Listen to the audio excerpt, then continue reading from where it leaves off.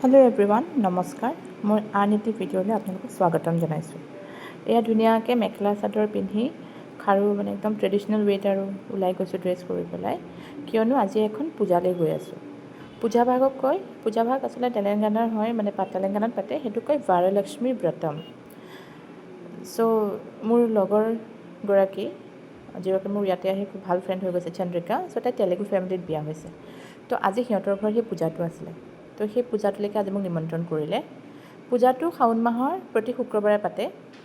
চ' আজি শুক্ৰবাৰ যিহেতু তাইৰ ঘৰত এয়া পূজা, মই আহি পালোহি। মই আহি পোৱাৰ আগতে তাই পূজা ইতিমধ্যে শেষ হৈছিল আৰু। চ' ময়ো আহি পেলাই দেৱীগৰাকীক ধুনীয়াকৈ সেৱা কৰিলোঁ, আৰু তেওঁলোকৰ নিয়ম অনুসৰি সেন্দুৰ, হালধি, চাউল, ফুল এইবোৰ দি ময়ো সেৱা কৰিলোঁ। বায়েগৰাকী আছিলে ইয়াতে, মানে চন্দ্ৰিকাৰ হাজবেণ্ডৰ বায়েক আৰু। চ' বায়ে গোটেই নিয়মখিনি কৈ দিছিলে আৰু আমাক।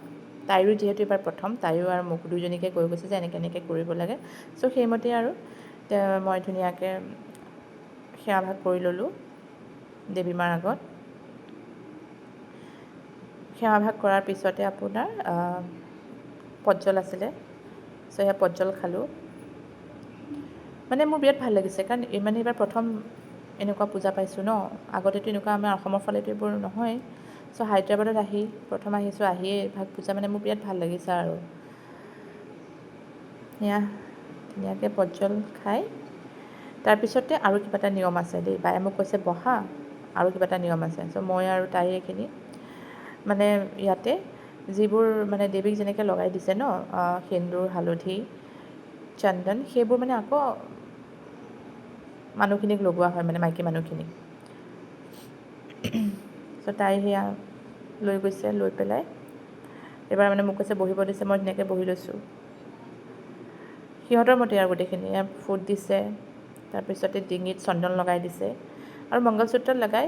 কিন্তু আমাৰ ফালে যিহেতু মংগলসূত্ৰ পিন্ধাটো মানে ইমান তেনেকুৱা এটা নিয়ম নাই যে পিন্ধিবই লাগিব, তাৰ ফালেতো চবেই পিন্ধিবই লাগে। তাৰপিছতে সেই তাতে মানে চন্দন লগাই, তাৰপিছত এইবাৰ ফুল এপাহ দিছে ধুনীয়াকৈ। আৰু তাৰপিছতে কি কৰিছে, দেৱীৰ আগত উছৰ্গা কৰা মানে খাৰু চবকে দিব লাগে। চ' ইয়াৰ পৰা মোক মানে কৈছে আৰু মোৰ হাতৰ জোখাৰে ল'বলৈ দিছে। চ' মোৰ হাতটো যিহেতু ডাঙৰ, চ' ডাঙৰ খাৰু এপাত, এয়া মোৰ খাৰু এযোৰ দি পেলাই মই এয়া পিন্ধি ল'লোঁ। তাৰপাছতে কৈছে ভৰিখন আগুৱাই দিবলৈ দিছে তাই, যে ভৰিত কিবা হালধি লগাব বোলে। আমিতো এইবোৰ একদম কৰি পোৱা নাই ন অসমত। আমাৰ অসমত এনেকৈ হালধি লগোৱা নিয়মেই নাই পূজাত। তো তাই মানে বাগৰাকীয়ে আমাক দেখুৱাই দিছে। চ' সেইমতে আৰু তাইও ধুনীয়াকৈ নিয়ম কৰি গৈছে। মানে চব নতুন হেৰি ন, মানে কিবা এটা ভাল লাগিছে আৰু।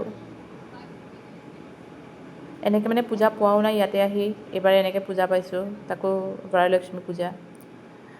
চ' তাই এনেকৈ সেৱা কৰি মানে হালধি লগাই পেলাই এনেকৈ মানে সেৱা কৰিব দিছে তাইক।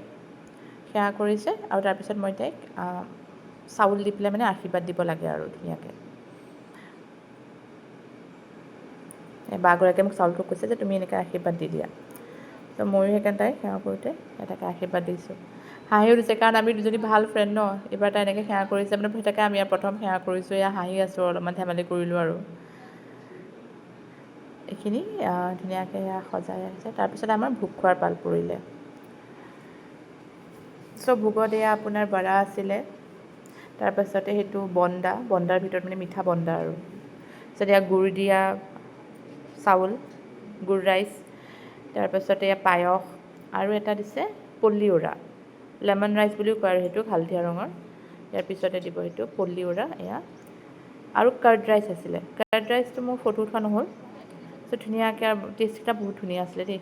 এইবোৰ মানে মই চব আজি মানে নতুনকৈ ট্ৰাই কৰিছোঁ এইবোৰ আৰু। ধুনীয়াকৈ খাই তাৰপিছত ইভিনিং সিহঁতৰ আকৌ আৰতি হৈছে। এই তাই যিখন শাৰী পিন্ধি আছে ন, সেই শাৰীখন দেৱীক উছৰ্গা কৰিছিলে। চ' দেৱীৰ ওচৰত দিয়া শাৰীখন তাই আকৌ ইভিনিং পিন্ধি পেলাই পূজা কৰিবলগীয়া হৈছে, বোৱাৰী যিহেতু লখিমী। চবকে তাই পূজা কৰি আৰতি দিছে, আমি চবেই আশীৰ্বাদ ল'লোঁ।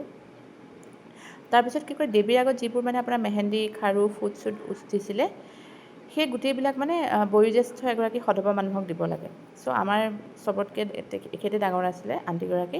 চ' তাই প্ৰথমতে তেওঁক দি পেলাই সেৱা কৰিলে, আৰু তাৰপিছত প্ৰতিগৰাকী মহিলাকে মানে এনেকৈ তাই নিয়ম কৰি পেলাই এটা এটা সিহঁতৰ মানে পূজাৰ গিফ্ট আৰু মানে য'ত মানে চাউল কি বুলি কয় বুট কল তামোল পাণ তাৰপিছতে ব্লাউজ এনেকৈ দিব লাগে আৰু নিয়মমতে সেনেকৈ চবেই এয়া। আৰু এই বাজনী অসমৰ হয়, ইয়াতে আহি মই অসমৰ দুগৰাকী বাক লগ পালোঁ, বহুত ভাল লাগিলে মানে, তেওঁলোকৰো ভাল লাগিল। তো সেয়া ধুনীয়াকৈ তাই চব নিয়ম কৰি পেলাই এইখিনি পিছতে শেষ আৰু। তাৰপিছত দেৱীগৰাকী ৰাতিটো ৰাখে, তাৰপিছত নেক্সট ডে দেৱীগৰাকী মানে হেৰি কৰে আৰু পূজাভাগ ভাঙে আৰু গোটেই ৰাতি ৰাখিব লাগে বোলে। চ' আজি এনেকৈ এটা নতুন এক্সপিৰিয়েঞ্চ হ'ল, থেংকছ টু চন্দ্ৰিকা। আজি তাইৰ কাৰণে মই এইখিনি মানে এক্সপিৰিয়েঞ্চ কৰাৰ সুবিধা পালোঁ। আৰু এনেকৈ আজিৰ দিনটো আমাৰ খুব সুন্দৰকৈ চবকে লগ পাই হাঁহি ফূৰ্তিৰ মাজেৰে পাৰ হ'ল। আশা কৰোঁ আপোনালোকে মোৰ ভিডিঅ'বোৰ চাই ভাল পাইছে, মৰম চেনেহ দিব। আকৌ নতুন ভিডিঅ' এটাত লগ পোৱাৰ আশাৰে আজিলৈ বাই বাই, পুনৰ লগ পাম।